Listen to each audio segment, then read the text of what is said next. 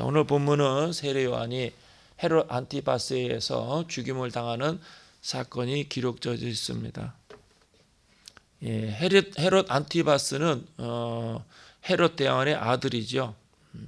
그가 본문에 나타나는 기록하고 있는 헤롯은 예수께서 이 땅에 오셨을 때 어린아이 2살 아래의 어린아이를 죽였던 그 헤롯 대왕과는 구별된 사람입니다. 그래서 헤롯 가문에 헤롯이란 이름을 쓰고 있는 사람이 여럿인데 오늘 본문은 그 헤롯 대왕의 아들 헤롯 안티파스, 세례 요한이 이 헤롯에 대해서 심하게 비난하고 책망하고 꾸짖었죠. 그 원인과 이유가 뭐냐? 이 헤롯이 자기의 배다른 동생의 아내 헤로디아를 취했기 때문에 그것이 옳은 일이 아니라고 책망하고 또 비난하게 되어지죠.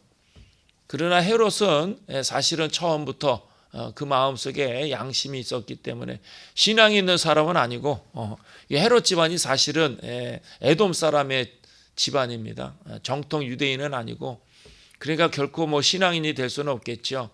결국 뭐 유대인들에게 잘 보이기 위해서 환심을 사기 위해서 헤롯 대왕은 우리가 아는 대로 예루살렘 성전을 이제 중축하는 일을 40년 동안 하지 않습니까? 그래서 이 사람들은 그 여호와 하나님을 섬기는 사람들은 아니고 다만 오늘 본문에 헤롯이 그의 말을 들을 때 크게 번민하고 하면서도 달갑게 들음이러라. 이것은 이제 신앙이 아니고 인간적인 그 양심을 이야기하죠. 그럼에도 불구하고 오늘 세례 요한의 목을 베게 된 이유가 무엇인가? 근본적으로 우리 마음속에 있는 인간적인 욕심 때문에 그래요. 항상 이를 그르치고 또 하나님의 영광을 드러내지 못하고 우리의 삶이 전혀 좋지 못한 그 결과 열매를 맺게 된 대부분의 원인이 욕심 때문에 그래요. 우리가 하나님의 자녀로 믿음의 사람으로 우리의 길을 걸어갈 때도 하나님의 인도하심을 믿고 전적으로 관계된 모든 것들을 하나님께 맡기고 주의 음성에 귀를 기울이면서 그 말씀에 순종하는 삶을 살아야지 인간적인 욕심이라는 것은 결국 우리를 파멸시킨다라는 거예요. 우리가 원한다고 해서 더 가질 수 있는 것도 아니고 우리가 스스로 노력한다고 해서 내가 계획한 대로 모든 것들이 다 진행되어지는 것은 아니에요. 그래서 성경에도 욕심이 잉태한 즉 죄를 낳고 죄가 자라면 사망이 되어진다. 그렇게 이제 우리에게 이야기하지 않습니까? 성 어거스틴도 하는 이야기가 있어요. 머리 위에 날아가는 새는 막을 수가 없죠. 그러나 그 새가 머리에 둥지를 트지 않도록 거부해야 될 그 책임은 나에게 있다라는 거예요. 우리 마음속에 어느덧 욕심이 또 때로는 좋지 못한 생각이 찾아올 수 있지만은 그것이 우리 안에 자리 잡지 않도록 항상 하나님의 자녀들 구별된 하나님의 거룩한 백성들은 하나님 앞에서 깨끗하게 살아가야 돼요. 거룩하게 살아가야 돼요. 진실되게 살아가야 되고 진지하게 살아가야 돼요. 어느 때든지 우리가 잘 될 때도 있고 잘 못 될 때도 있고 성공할 때도 있고 실패할 때도 있고 내가 원하는 것을 얻을 때도 있고 잃어버릴 때도 있고 항상 인생이라는 건 뭐 여러분이 살아오셔서 잘 아시겠지만 항상 좋은 일만 있는 것도 아니고 신나는 일만 있는 것도 아니고 힘들고 어려울 때도 있고 고뇌와 갈등이 찾아올 때도 있죠. 그래도 믿음의 사람들은 흔들리면 안 돼. 그 본질이 그 마음과 깊은 생각 속에 자리 잡고 있는 그 신앙이 흔들리면 안 돼. 근데 인간적인 욕심 때문에 내가 좀 더 가져야 되고 좀 더 성공해야 되고 내가 좀 더 사람들에게 인정을 받기 위해서 내 양심을 팔고 내 양심을 속이면 일시적으로 성공할 수 있고 일시적으로 더 많은 것을 가질 수 있고 일시적으로 인간적인 만족을 얻을 수도 있어요. 그러나 그것이 계속되는 것은 아니에요. 그것이 영원토록 지속되는 것은 아니에요. 다 허망하고 헛된 것이죠. 내 개인적인 삶도 그렇고 인류 역사도 다 하나님의 손에 의해서 결정되어지는 거예요. 하나님의 뜻 가운데 진행되어지는 것이지 내가 몸부림을 치고 악을 쓴다고 해서 얻어지고 내가 막 떼골떼골 구르면서 애를 쓴다고 해서 내가 계획하고 생각한 대로 되어지는 것은 아니에요. 저도 젊은 날에 다 해봤어요. 몸부림을 치고 악을 쓰기도 하고 도망가기도 하고 반항하기도 하고 깊이 절망하며 고뇌하기도 하고 그렇다고 해서 내가 계획하고 의도한 대로 되어지는 것은 아니에요. 다 하나님의 그 커다란 경륜과 섭리 가운데 인류 역사가 흘러가고 내 개인의 삶이 앞으로 나아가는 거예요. 그러니까 우리에게 찾아오는 욕심을 단호하게 끊어야 돼. 그는 세상이 주는 것이고 어둠의 세력이 주는 것이고, 우리가 더 갖는 것보다, 더 소유하는 것보다, 더 성공하는 것보다 하나님 앞에서 바르게 사는 것이 더 의미가 있고 가치가 있고 더 나아가서 열매를 맺게 되어지는 거예요. 내가 하나님 앞에서 진실하고 바르게 살아가는 것이 우리의 삶을 더 넉넉하게 하고 부유하게 하고 풍성하게 하는 것이지, 내가 더 가진다고 해서 행복해지는 것은 아니에요. 오히려 더 가짐으로 인해서 불행한 사건으로 연결지어지는 일들이 얼마나 많은가, 이 세상 역사 가운데서도 다 보이지 않습니까? 모든 불행의 원인이 다 욕심에서 시작되는 거예요. 믿음의 사람도 하나님께서 우리의 삶을 책임져 주시기 때문에, 믿음의 사람들은 우리의 관계된 모든 것들을 하나님께서 책임져 주시기 때문에 그 사실을 생각하면은 우리가 욕심을 부릴 이유가 없지요. 그리고 근본적으로 우리 자신이 내 자신의 만족 위에 사는 사람이 아니고 하나님의 영광 위에 살아가도록 부름받았잖아요. 하나님의 뜻을 이루도록 우리가 택감을 받고 하나님께서 하나님의 영광을 드러내며 사명 감당하도록 우리를 훈련시키는 것이지 않겠습니까? 그러니까 우리가 하나님의 자녀가 된 순간부터 우리 안에 인간적인 그 헛된 욕심은 다 버려야 돼. 내가 더 가지고 더 좋은 것을 입고 더 많은 것을 먹고 내가 더 성공한다고 해서 내 삶이 넉넉하고 부유하고 풍성하게 되어지는 것은 아니에요. 여러분은 어떻습니까? 나이가 들고 세월이 흐르면 예전에 40대, 30대, 40대는 얼마든지 먹고 싶은 욕심에 막 얼마든지 먹고도 소화도 잘 되고 다 흡수도 하고 또 적극적으로 활동적으로. 그럼 나이가 들면 어떻습니까? 먹고 싶어도 먹을 수가 없어요. 저 자신도 아침 점심은 잘 먹지만 저녁에 많이 먹으면 항상 부담스러운가, 불편해. 그래서 내가 더 먹고 싶어서 더 많이 먹을 수 있는 것도 아니고, 세상에 그런 것, 세상의 모든 것이 다 그래요. 내가 원한다고 해서 내가 다 내 것이 되는 것은 아니에요. 애초에 하나님께 모든 걸 맡게 돼. 먹고 마시고 입고 쓰고 앞으로 돼야질 모든 일들, 미래에 대해서 다 하나님께 맡기고, 믿음으로 살아가는 것이 얼마나 귀하고 가치 있고 소중한가. 하나님과의 그 관계를 바르게 하고 하나님을 사랑하고 하나님의 사랑을 내가 체험하고 하나님을 끊임없이 노래하고 찬송하며 살아가는 것보다 더 복된 것이 어디 있는가. 그것이 오히려 우리의 삶을 넉넉하게 하고 부유하게 하고 풍성하게 하고 우리의 영혼을 건강하게 하고 우리의 삶의 질서를 규모 있게 하고 우리의 삶을 더 넉넉하게 해주는 거예요. 우리가 많이 가져서 행복한 것이 아니고 소유가 적어도 하나님의 은혜가 내게 넘쳐나면 사는 것이 좋고 기쁘고 감사하고. 왜 헤롯 대왕이 이런 그 커다란 실패를 일으켰는가? 그 마음속에 있는 허영심. 오늘 그 헤로디아의 딸이 들어와서 춤을 추면서 그 손님들에게 큰 기쁨이 되어지니까 그가 하는 이야기가 무엇입니까? 무엇이든지 원하는 것을 내게 구하면 내가 주리라. 내 나라의 절반까지라도 주겠다. 사실은 이건 허풍이에요. 허풍, 허영심. 무슨 말인가 하니 그 당시에 그 헤롯 안티바스는 분봉왕이에요. 분봉왕이라는 것은 유대라는 나라도 사실은 큰 나라가 아니에요. 경상남북도 합친 정도의 그 규모의 나라란 말이에요. 그래서 오늘날 이스라엘도 한 800만 정도가 살고 있거든요. 그러면 그 경상남북도를 합친 그 조그만 땅덩어리를 4개로 쪼갰다 그러면 얼마나 작은 거예요. 그리고 그 쪼개진 4분의 1 등분한 그 나라도 사실은 헤롯 안티파스의 것은 아니에요. 왜냐하면 로마의 지배를 받고 있기 때문에. 그래서 빌라도라는 로마 총독이 예루살렘에 파견 나와 있지 않습니까? 그가 온 유대를 다 통치하는 거죠.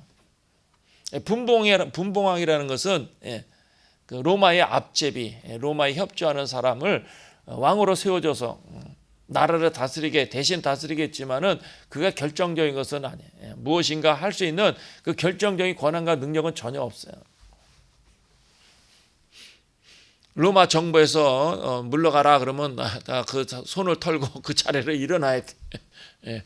전혀 자기가 무엇을 할 수 있는 그 힘과 능력과 그 권한이 전혀 없는 상태예요. 그런데 내 나라의 절반이라도 주겠다는 허풍이죠.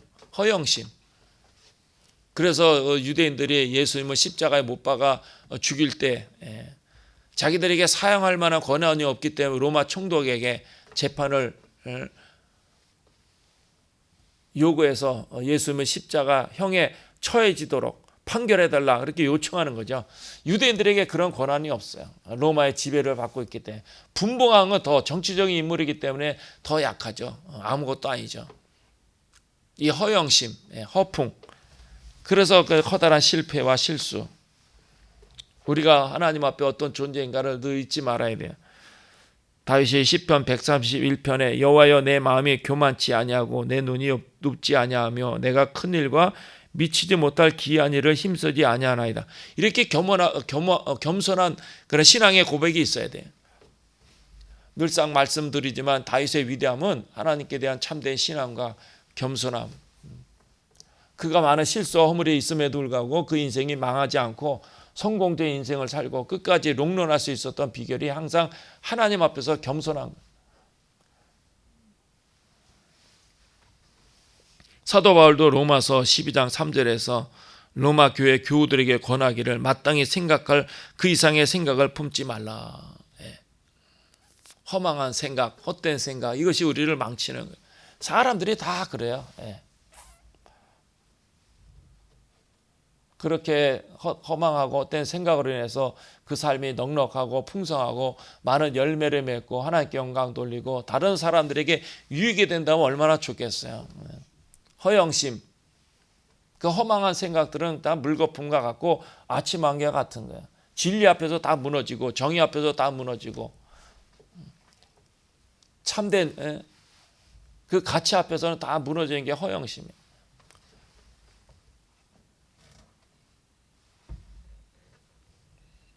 그리고 이게 헤롯 안티파스가 왜 이렇게 커다란 실수를 저지르냐? 결정적인 것은 사람을 의식했기 때문에 그래요.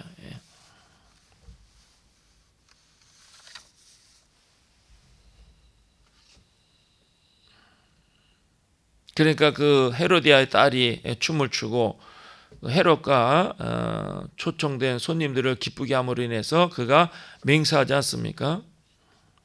그러니까 26제 왕이 심히 근심하나 자기가 맹세한 것과 그 앉은 자들로 인하여 그를 거절할 수 없는지라. 사람 의식하는 거죠. 여러분 분명히 말씀드리지만 그리스도인들은 하나님의 자녀들은 사람 의식할 것이 아니에요. 항상 나를 평가하는 분이 누구예요? 하나님이야. 사람들이 나를 좋게 했다고 해서 우쭐댈 게 아니에요.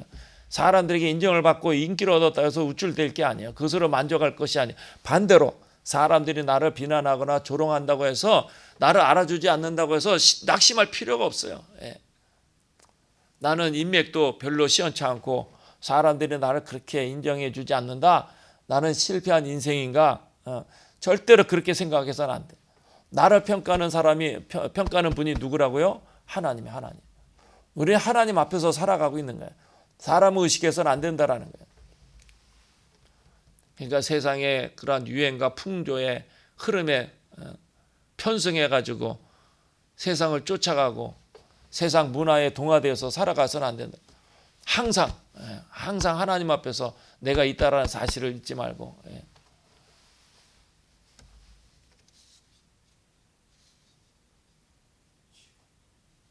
그러니까 사람을 기쁘게 하려고 그러니까 아주 허망하고 헛된 결론을 내리게 되어지는 거예요. 자기가 약속했기 때문에 약속을 지키지 않으면 초청된 그 사람들이 나를 어떻게 평가할 건가. 항상 진리 앞에 서야죠. 참과 정직 앞에 서야죠. 항상 믿음의 사람들은 하나님 앞에 하나님 편에 서 있어야 돼. 그렇지 않으면은 아주 그 좋지 못한 결과를 가져오게 되는 거야. 사람들의 생각이라는 그때 다 지나가요. 아무리 비난하고 조롱해도 시간이 지나면 내가 그 사람을 비난했나 조롱했나 그 사실조차도 잊어버려요. 사람들은 말이죠. 자기 자신 외에는 관심이 없어. 사람에게 가장 중요한 건 나 자신이야. 다른 사람이 어떻게 하든. 대감의 죽음은 내 곱불만 못하다. 그런 이야기가 있잖아요. 내가 지금 감기 걸린 게 중요하지 저 대감집에 대감이 세상을 떠난 거는 나하고는 관계가 없어. 모든 사람들이 다 그런 생각. 그러니까 사람을 의식할 필요가 없어요. 모든 것을 결정하고 주관하고 이끄시고 역사하시고 응답하시는 분이 누구시냐? 하나님이기 때문에. 그래서 믿음의 사람들이 하나님 앞에서 바르게 살아가기 위해서 항상 하나님 앞에 서 있어야 된다. 저 개인적으로 좋아하는 말씀이 코람데오. 코람데오라는 것은 세오스, 코람 앞에서, 하나님 앞에서, 우리는 항상 하나님 앞에서 살아가고 있는 거예요. 하나님 의식하면 살아야 돼. 그게 신앙이에요. 그게 믿음이에요. 예. 세상을 의식하면 안 돼. 사람 의식하면 안 돼. 하나님이 나를 어떻게 보고 계시는가. 하나님이 나를 인정하면 감사하는 거야. 하나님이 나를 생각하고 나에게 은혜 베푸시면 그게 감사한 거죠. 그리고 믿음의 눈으로 항상 나를 평가하고 볼 수 있어야 돼요. 객관적으로 내가 하나님 앞에 바르게 서 있는가, 내가 진실되게 내 삶의 여정에 믿음의 길을 가고 있는가, 내가 하나님 앞에서 허물과 실수, 잘못된 것은 없는가. 항상 믿음의 눈으로 나를 바라볼 수 있어요. 믿음의 눈으로, 영적인 눈으로, 하나님의 눈으로 나는 지금 어떤 모습으로 살아가고 있는가, 어떤 모습으로 하나님 앞에 서 있는가, 늘 자신을 살펴야 돼. 그게 신앙의 본질이에요. 그것이 신앙의 핵심이에요. 그러나 헤롯 안티바스는 애초에 그런 신앙이 없었기 때문에, 하나님을 섬기는 사람이 아니었기 때문에 자기가 얼마나 큰 오류를 저지르고 있는가 전혀 깨닫지 못하는 거예요.